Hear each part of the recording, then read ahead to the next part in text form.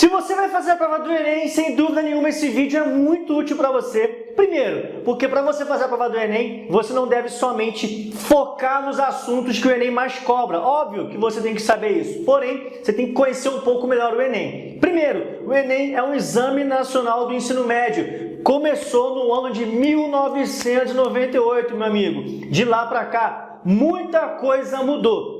A matriz de referência para o Enem, na parte de matemática, não mudou tanto, mas a prova em si vem mudando. Então é importante você acompanhar o desenvolvimento, o desenrolar dessa prova de matemática, principalmente nos últimos 5 anos, e também observar e olhar o que é essa matriz de referência do Enem. São os conteúdos que o Enem vai cobrar, discriminados em competência e habilidade. Também temos os 5 eixos temáticos, que o Enem gosta, que o Enem vai cobrar em todas as disciplinas. Ou seja, a prova do Enem é uma prova muito abrangente e também totalmente interdisciplinar, o que foge totalmente dos padrões de provas de diversos vestibulares do país e também das provas escolares. Então, o objetivo desse vídeo é te mostrar a matriz de referência, te dar um PDF onde você vai entender como que você vai estudar os principais assuntos que caem na prova do Enem e começar a conhecer, começar a te apresentar as competências e habilidades que estão na matriz de referência e também entender como que essas competências e habilidades são cobradas, para que de fato você consiga estudar direto ao ponto, não fique perdendo tempo, afinal é uma prova gigante e você não vai estudar só matemática.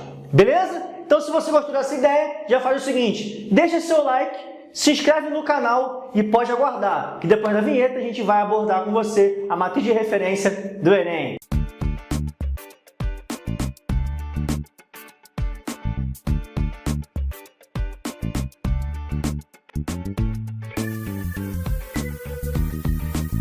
Então, meus amigos, rapidamente eu vou mostrar aqui para você como que você acha a matriz de referência do Enem. É só você abrir aí, a tela do seu computador, do seu celular, enfim. Vai lá na barra de navegação do Google e escreve matriz, de referência matemática Enem 2020. Já tem aqui para mim, E aí clica nela e espera ela abrir para você.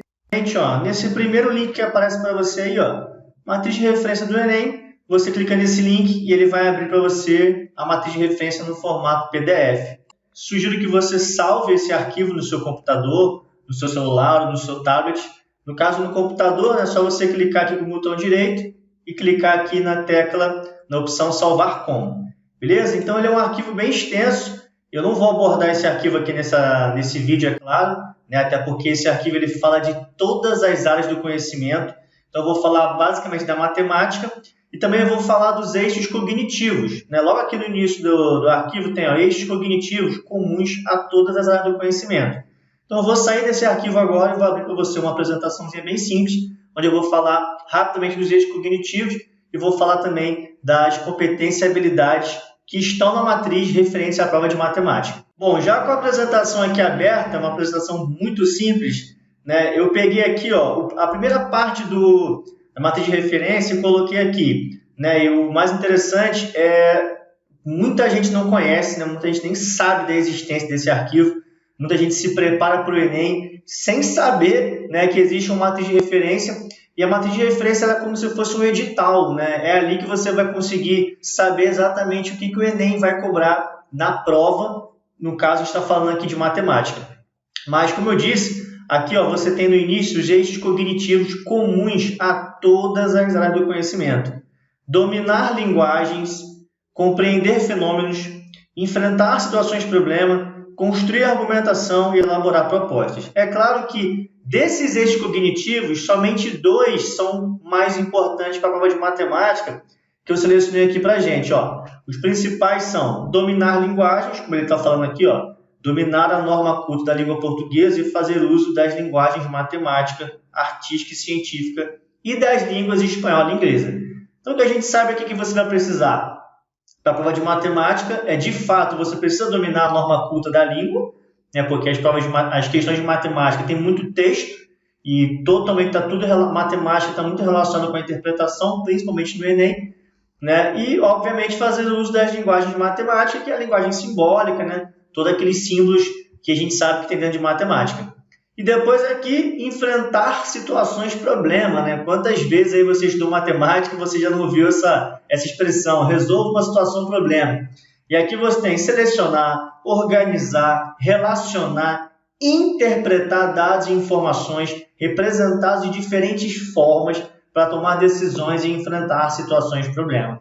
Então, basicamente, são os dois eixos cognitivos que você vai precisar para a prova de matemática. Parece que é pouco, de fato é, mas o Enem ele trabalha isso de uma forma bem maçante, né, bem robusta ao longo da prova. São 45 questões, então a gente sabe que toda a sua preparação envolvendo a prova de matemática do Enem tem que ser uma preparação bem intensa para você ter condição, né, de conseguir fazer bem, com tranquilidade, essas 45 questões.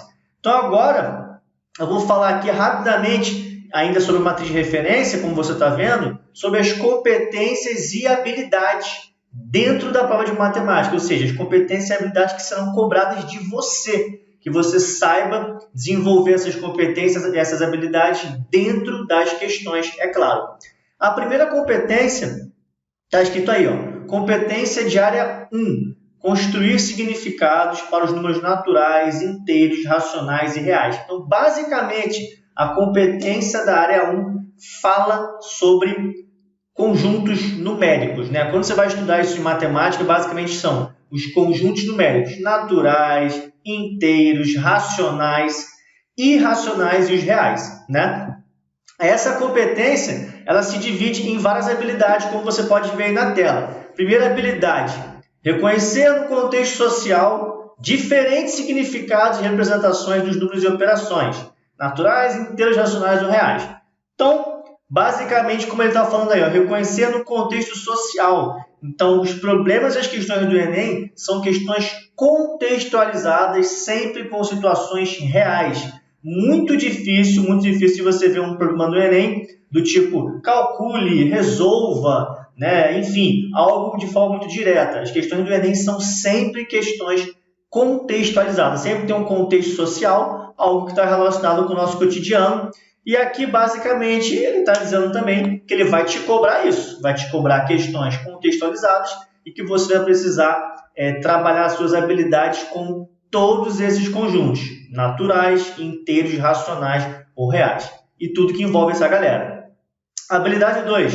Identificar padrões numéricos ou princípios de contagem. Né? Então, essa parte dos princípios de contagem, a gente sabe que está relacionado com análise combinatória. Legal? Habilidade 3. Resolver situações de problema envolvendo conhecimentos numéricos. Então, ainda estamos falando dos conjuntos numéricos.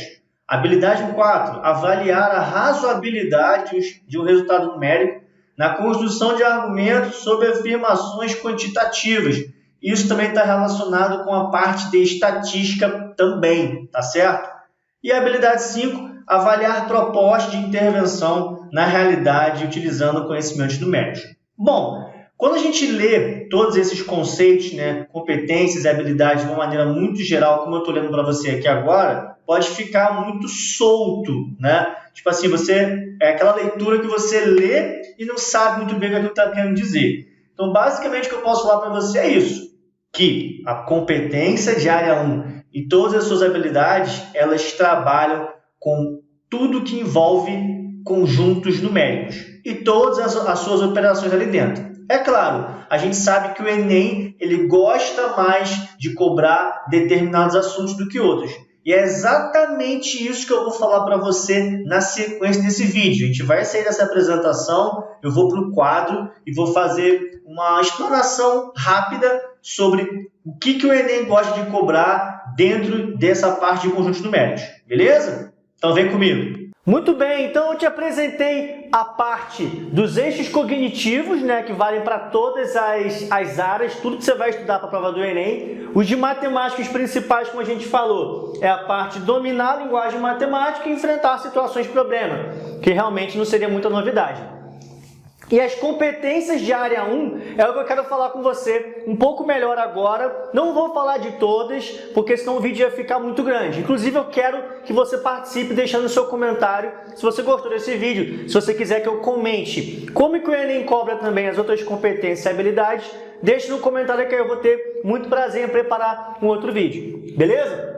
As competências de área 1, basicamente, elas trabalham com os números reais. Os números reais que você já está acostumado a trabalhar nos seus estudos de matemática. Números naturais, números inteiros, números racionais, né? As frações, os decimais e também os números irracionais. É claro que você precisa entender que, dentro das questões do Enem, ele não vai colocar coisas mirabolantes, por exemplo, em relação aos números irracionais.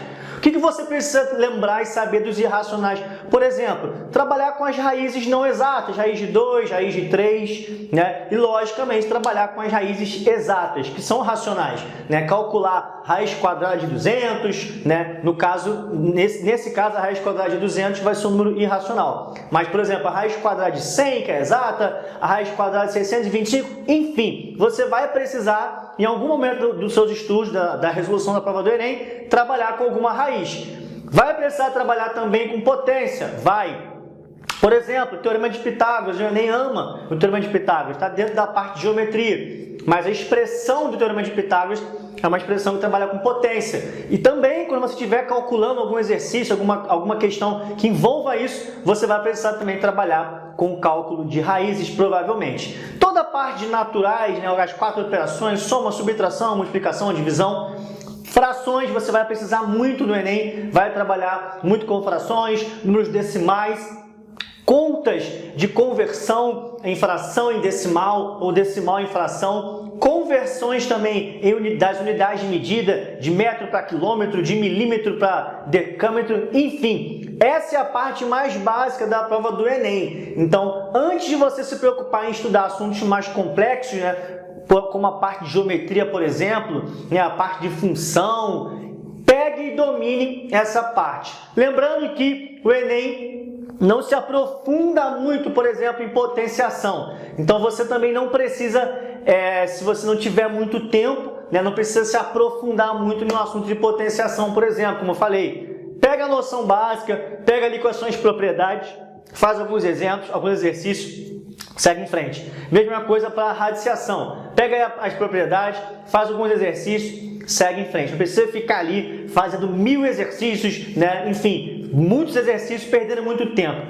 As questões do Enem em geral vão trabalhar sobre essa base das competências de área 1 e todas essas habilidades. Note que ele fala aqui também, ó, de padrões numéricos ou contagem. Padrões numéricos pode estar se relacionando com PA e PG, né? PA e PG são sequências que seguem um padrão numérico. Porém, o Enem cobra muito pouco. Tem cobrado muito pouco PA e PG. Tem ano que nem cai, nem PA e nem PG. Se você tiver tempo, dentro da sua organização, dentro do seu planejamento para estudar, é bom. Porque se cair, você vai ter uma noção para resolver. E também não precisa se aprofundar muito, fazer muitas questões, né? Você pode pegar uma noção básica ali de cada uma desses temas, ver alguns exemplos, fazer alguns exercícios e seguir em frente. Show? O que o Enem cobra muito, que já não é novidade para ninguém, talvez não seja para você, é a parte de grandezas proporcionais, né? Tudo que envolve a parte de proporção, você vai estudar e muito. Mas não adianta você estudar essa parte,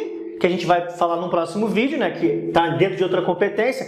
Não adianta você estudar nada, nenhuma outra competência, desde que você não domine a parte da competência de área 1. Então, ele nem deixa muito claro, você vai precisar trabalhar com conhecimentos numéricos, cálculos numéricos que envolve todos os conjuntos numéricos que a gente trabalha, né? Inteiros, racionais, naturais e reais, que também envolvem os irracionais. Beleza? Galera, basicamente é isso nesse vídeo. A minha ideia não é me estender muito, não quero que esse vídeo fique muito grande. Eu só quero despertar o interesse de vocês, não somente em sair direto para as questões. Muita gente que não vai estudar já vai direto para as questões e esquece às vezes de olhar a matriz de referência, né? Qual é a referência, né, do Enem? Qual é a sua referência para estudar para a prova? Óbvio, a sua referência vai ser a prova? Vai. Vão ser as questões? Vai. Mas dá uma olhada na matriz e aí quando você estiver estudando, se preparando também, dá uma olhada para ver se os seus estudos também estão de acordo com a matriz de referência, para você não perder tempo, ficar estudando coisa à toa e também para você não deixar de estudar coisas muito importantes.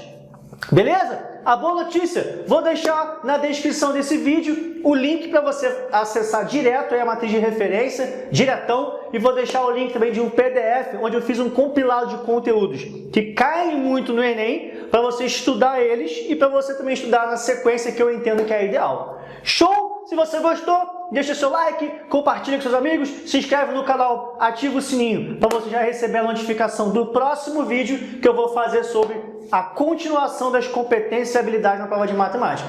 E deixe seu comentário aí também para eu saber se você está interessado no próximo vídeo. Beleza? Te vejo na próxima!